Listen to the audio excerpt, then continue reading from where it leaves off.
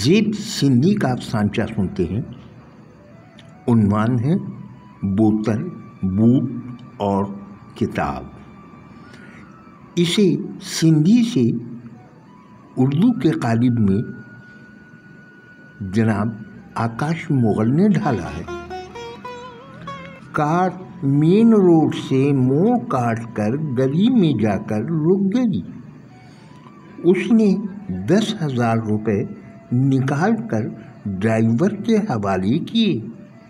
Driver चंद कदम की मुसाफत पर मौजूद एक दुकान की खिड़की के सामने खड़े हुजूम में शामिल हो गया। जल्द ही ड्राइवर ने कागज में लिपटी बोतल कार की आखिरी सीट पर उसके पहलू में लाकर रख दी।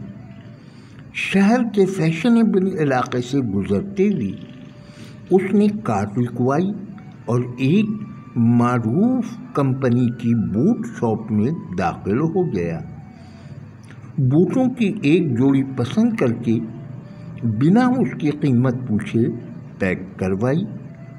काउंटर पर पहुंचकर बिल देखा और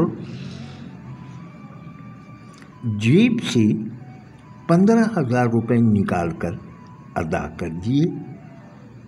शहर के कदीम बारानों इलाके में उसने कार रुकवाई और किताबों की दुकान में दाखिल हो गया।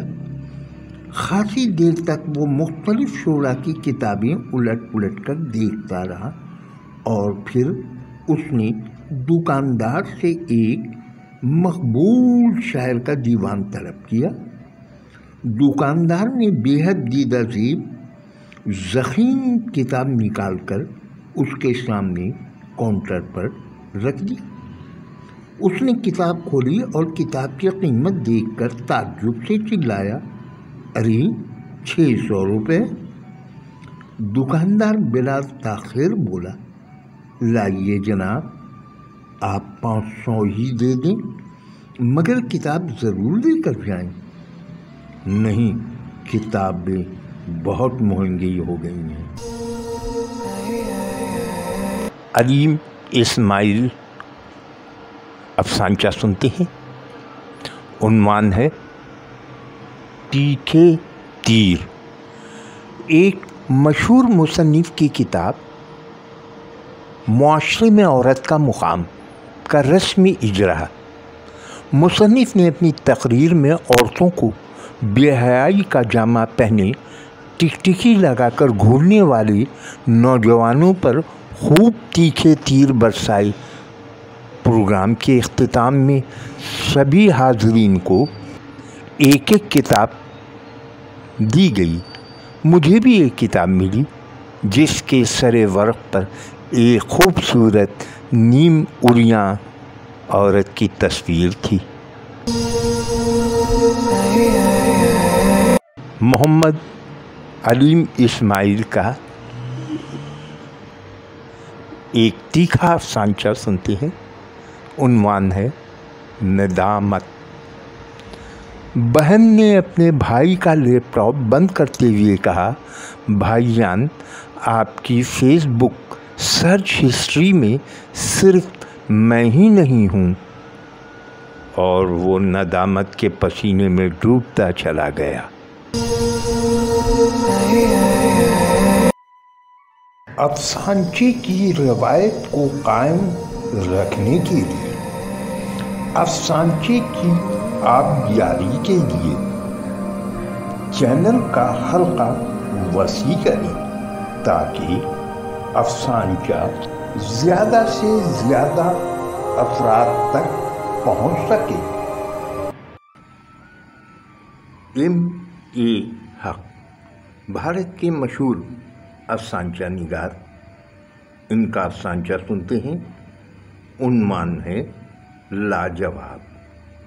शब्बीर अपनी बीवी के साथ शहर के 5 सितारा होटल में होने वाली शादी की तकरीब में जाने के लिए सज संवर रहा था। بیوی نے ایک نہایت ہی خوبصورت سی سرخ رنگ کی ساڑی پہن رکھی تھی، چپل بھی اسی کلر کی تھی۔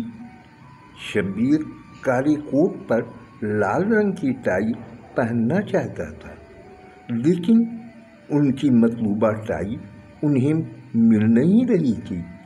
اس وجہ سے تقریب میں جانے میں تاخیر ہو رہی تھی۔ آخر میری لال ٹائی کہاں چلی گئی؟ اس نے جھنجھلا کر بیوی سے پوچھا۔ ہوگی کہیں، بیوی نے اکتائے ہوئے لہجے میں جواب دیا۔ آپ خواہ مخواہ پریشان ہو رہے ہیں، سامنے فلیٹ والے خورشید صاحب سے منگوا لیجیے نا۔ لو اور سنو، اب ٹائی بھی مانگ کر پہننی پڑے گی کیا؟ شبیر کی ناراضگی عروج پر تھی۔ تو کیا ہوا؟ آپ ہمیشہ ان سے کتابیں اور رسائل تو مانگ کر ہی پڑھتے ہیں نا۔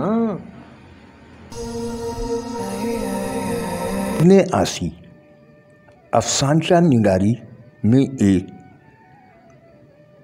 معتبر نام۔